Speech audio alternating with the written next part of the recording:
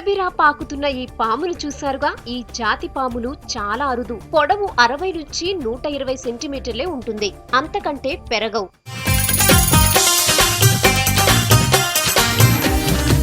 జువాలజీలో ఈ పామును red Sandow బోవా snake అంటారు.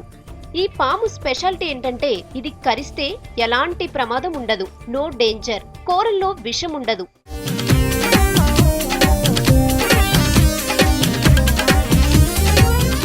పంట పొలాల్లో ఈ జాతి పాములు ఎక్కువగా కనిపిస్తాయి. మనుషుల జోలికి రావు. చిన్న చిన్న కీటకాలను తిని ఆకలి తీర్చుకుంటాయి. ఈ జాతి పాములు దక్షిణాదినే ఎక్కువగా ఉంటాయి. అయితే ఈ మధ్య ఎక్కడా కనిపించడం లేదు, అంతరించిపోతున్నాయి. దీనికి ఎన్నో కారణాలున్నాయి. రెడ్ శాండ్ బోవా జాతి పాముకు మెడిసినల్ వాల్యూ ఉంది. కొన్ని రకాల మందులను తయారు చేయడానికి ఈ జాతి పాములను ఉపయోగిస్తున్నారు.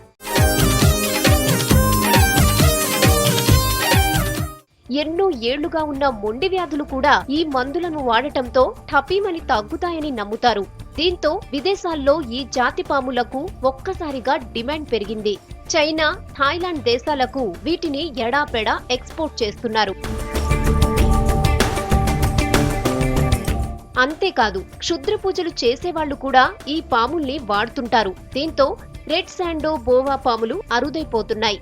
వీటన్నింటితో పాటు ఈ జాతి పాముల చర్మానికి మార్కెట్లో మంచి డిమాండ్ పెరిగింది. ఈ పాము చర్మంతో పర్సులు, రకరకాల బ్యాగులు తయారు చేస్తున్నారు. ఈ జాతి పాములను చంపొద్దని కోరుతున్నారు స్నేక్ ప్రొటెక్షన్ సెల్ సభ్యులు. ఎక్కడ కనిపించినా దగ్గరలోని అధికారులకు అందజేయాలని కోరుతున్నారు.